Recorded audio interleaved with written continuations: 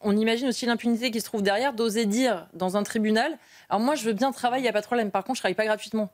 Dans quel monde on va au tribunal pour s'adresser comme ça? Je ne sais pas, je n'oserais pas le faire, comme dirait Non, Naïma. c'est sûr, et comme ça a bien été dit par Naïma, en fait, ça prouve à quel point il ne se rend pas compte de la gravité de ce qu'il a fait.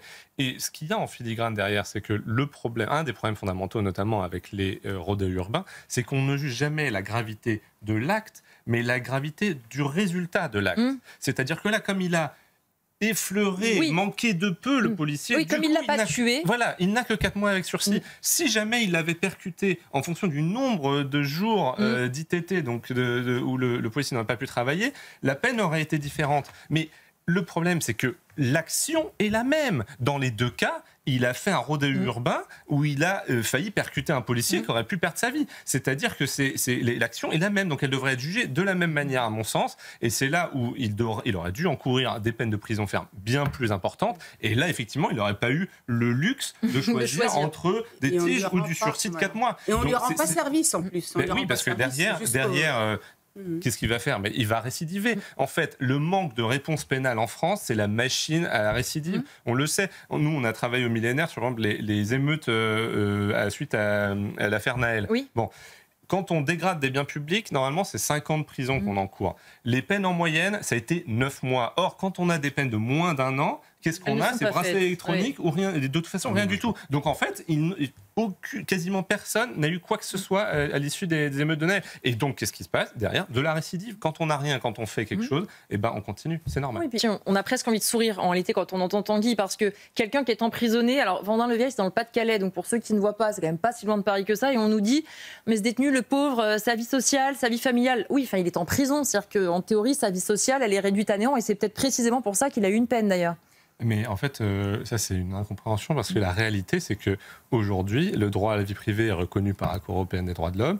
Et donc, par exemple, tout prisonnier, on doit pouvoir lui donner une salle, par exemple s'il est marié, il doit avoir régulièrement une salle où il peut être seul et avoir de l'intimité avec son époux ou son épouse, etc. C'est-à-dire qu'il y a ce droit à la vie privée, en fait, est extrêmement prégnant, et c'est là où on peut se dire que beaucoup de prisonniers, en fait, pour eux, c'est l'hôtel, la prison, aujourd'hui. Et donc, l'hôtel, vous le payez, la prison, non. Oui, c'est l'hôtel gratuit, parce qu'il faut quand même dire que l'incarcération, ça coûte à peu près 200 000 euros par détenu, au contribuable français, à tout le monde ici. Donc, en fait, ce qui est très important ici, c'est qu'on a enfin reconnu qu'au moins pour ceux qui sont les plus dangereux, eh bien, on a le droit de dire que le fait de les isoler, en fait, c'est commensuré avec leur niveau de dangerosité. Voilà. Et donc, c'est vraiment très important de dire ça. Et derrière, ces avocats, c'est très bien qu'ils se fassent débouter. On peut peut-être se demander aussi qui les paye, parce que, ça coûte cher quand même de faire tous ces recours. Et c'est là où cette première victoire est importante, et j'espère que ça continuera. Finalement, présenter ce budget si tôt, est-ce que ça a servi à quelque chose, vraiment ? Je pense que le sujet, c'est plutôt que l'Assemblée nationale est tellement éclatée que ça n'aurait pas été du luxe, disons, de la part de François Bayrou, de commencer des consultations un peu en amont, de sorte que son propre projet soit déjà peut-être un petit peu plus acceptable pour les différentes partis politiques qu'il y a au sein de l'Assemblée. Je pense que c'est ça qui se joue, et c'est pour ça que Marine Le Pen dit ça. Mais bien sûr, mais de toute façon, le régime militaro-frériste algérien ne comprend que la force.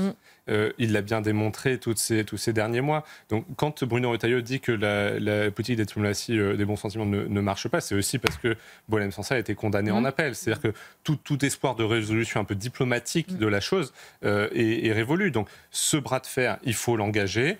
Il faut non seulement des menaces, mais aussi des actions. Et c'est là où, effectivement, Bruno Retailleau commence à mettre en place les actions qu'il peut mettre en place lui-même en tant que ministre de l'Intérieur. Mais effectivement, il faudrait un suivi beaucoup plus large. Et dans la réponse graduée, il y a des choses qui dépendent aussi du Premier ministre. Quand il s'agit, par exemple, d'aller regarder sur les retraités fictifs en Algérie, quand il s'agit de regarder les prisonniers algériens, puisqu'il y a quand même 5%, ça représente 5% des prisonniers, alors que les Algériens ne sont que 1% de la population. Donc, c'est tous ces aspects-là où le fait de dénoncer les accords d'Alger. Enfin, voilà, ça c'est une riposte graduée qui est nécessaire et qui dépend du Premier ministre et du chef de l'État. On peut aussi citer par exemple l'aide au développement qui continue d'être donnée rubis sur l'ongle à l'Algérie, alors que son PIB par habitant est quand même assez élevé. Donc il y a tout ce genre de choses, et donc il faut l'exemple de Donald Trump avec la Turquie est éloquent. Il faut en fait des actions, et il faut de la force. Et le problème, c'est qu'aujourd'hui, il n'y a aucune force. Moi, je pense qu'on pourrait même se dire que l'option d'un raid commando pour libérer Boualem Sansal devrait être sur la table du président de la République. Au moins juste pour l'afficher, pour dire qu'on va arrêter d'être le paillasson. Enfin, mais c'est pas du tout le cas aujourd'hui. Et donc c'est là où Bruno Retailleau a raison, mais il est effectivement bien seul, comme vous l'avez dit. Et pourtant, juste quand même... En une seconde, s'il vous plaît. En une seconde. C'est lui qui a précipité les choses en finalement changeant son fusil d'épaule et en se tournant vers le Maroc. Donc en fait, c'est quand même Emmanuel Macron qui, après avoir fait la politique de l'excuse avec l'Algérie pendant des années, quand il a vu que c'était un échec total, s'est mis vers le Maroc. Et peut-être que c'est ça qu'on devrait continuer, parce que c'est ça qui leur fait mal. On le dit souvent, et là on les a entendus, ces habitants. Une poignée, ou en tout cas des habitants, se comportent mal, se livrent à du trafic de drogue. Et tous ceux qui vivent là, parce que comme le disait Naïma, ayant des petites ressources, ne pouvant pas déménager comme ils le veulent, eux subissent cette insécurité, subissent parfois les bus qui ne s'arrêtent plus, les médecins qui ne viennent plus parce qu'ils sont terrorisés. Et on a des quartiers entiers où il y a des habitants qui n'en peuvent plus, qui ne peuvent rien faire. Et comme le dit aussi cette dame, qui sont de temps en temps soulagés par la police, mais à chaque fois, ce sont des opérations extrêmement ponctuelles. Ça ne résout rien, en réalité. Oui, c'est ça. Et puis les habitants, ils subissent aussi les balles perdues. Enfin, aussi, bien sûr. On est dans une situation catastrophique. Et c'est là où ça a bien été dit par Naïma, c'est que quand même la politique de la ville, on a mis 120 milliards depuis 2011. Voilà, et c'est pas avec des rues piétonnes qu'on va résoudre le problème, comme vous le dites bien, Élodie. C'est là le sujet, il est sur la présence policière et la réponse pénale, parce qu'il s'agit d'une petite minorité. Donc cette petite minorité, le problème, c'est que quand la présence policière arrive, ils s'en vont. Ou même quand ils sont pris par les policiers, ils sont mis en garde à vue et après, ils sont relâchés dans les 48 heures. Et donc forcément, une fois que les policiers partent, ils reviennent au même endroit. Donc cette minorité, il faut qu'elle soit effectivement arrêtée et mise hors d'état de nuire. Il faut que les familles de délinquants perdent leur logement social, que si elles sont étrangères, elles soient expulsées. Genre, toutes ces mesures-là... on les a analysées, on sait que ça fonctionnerait, et en fait, il faut pouvoir les mettre en œuvre. Et donc, c'est vraiment là, il faut changer de logiciel, et on a marre de cette histoire, comme ça a été bien dit, la politique de la ville, ah oui, les quartiers, machin. Encore une fois, c'est pas avec des tramways et des rues piétonnes qu'on va résoudre le problème du narcotrafic. Là, il faut des policiers de manière constante et une réponse pénale enfin effective. Effectivement, il y a aussi toute cette manne d'argent qu'on n'arrive pas à aller chercher, soit l'économie de la drogue ou la fraude sociale, on en parle beaucoup. Et on a l'impression, comme on ne sait pas trop par quel bout prendre le problème, bah finalement, on ne s'y attaque pas vraiment. Exactement, on ne s'y attaque pas vraiment pour plusieurs raisons. Il y a des failles techniques, disons, dans l'administration, un manque de moyens aussi en termes de personnel. Mais donc, par exemple, sur l'exemple des cartes vitales, il y a, on pense, 75-80 millions de cartes vitales en circulation, alors que la population de la France est 68 millions et que c'est seulement à partir de 16 ans. Donc, en vrai, il devrait y avoir que 55 millions de cartes vitales au maximum. Autre point, par exemple, sur les retraités à l'étranger, où il y a 340 000 retraités donc français qui vivent en Algérie, donc qui touchent leur retraite en Algérie. Et la mission Attal, quand elle avait regardé, elle avait vu qu'il y avait 30% des dossiers qui, en fait, étaient falsifiés, en tout cas pas conformes. C'est-à-dire qu'il y a un nombre de familles qui gardent leurs retraités en vie alors qu'ils sont déjà décédés, juste pour continuer à toucher la retraite. Donc, tous ces leviers-là, en fait, devraient être actionnés, surtout dans le contexte actuel.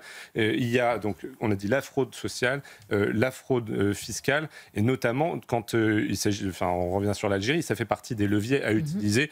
C'est tous azimuts qu'on devrait serrer la vis, fusionner la carte d'identité et la carte vitale, par exemple. Voilà, c'est des choses comme ça. Et plus de moyens aussi, recruter des agents qui seraient là que pour ça, et simplifier également. Voilà, il y a plein de trafic de médicaments aussi, avec des gens qui font des fausses ordonnances. Je parle avec des pharmaciens, ils sont tous les jours confrontés à ce genre de cas pour les médicaments anticancéreux qui coûtent jusqu'à 200 000 € par an de traitement.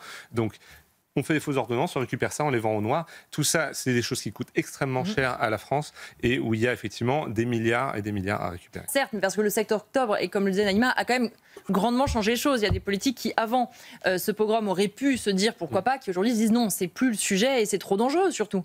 Mais c'est exactement ça. En fait, là, c'est une prime au terrorisme. Et en fait, ce que le 7 octobre a changé, c'est de dire que le Hamas ne pourra jamais être l'autorité souveraine sur un territoire aux côtés d'Israël. Or, reconnaître un État, c'est quoi? Il faut qu'il y ait un territoire et une autorité. Et donc là, certes, Emmanuel Macron a envoyé le courrier à Mahmoud Abbas, mais le point, c'est qu'il avait lui-même mis comme préalable, effectivement, la reddition du Hamas, le fait de rendre les otages, que Israël soit reconnu par les autres États, et qu'il y ait des nouvelles élections, effectivement, au niveau de l'autorité palestinienne. Mais en fait, le problème, c'est que là, on est encore sur un cas où Emmanuel Macron fait un peu de la com et du symbole, complètement en faisant fi des réalités de terrain.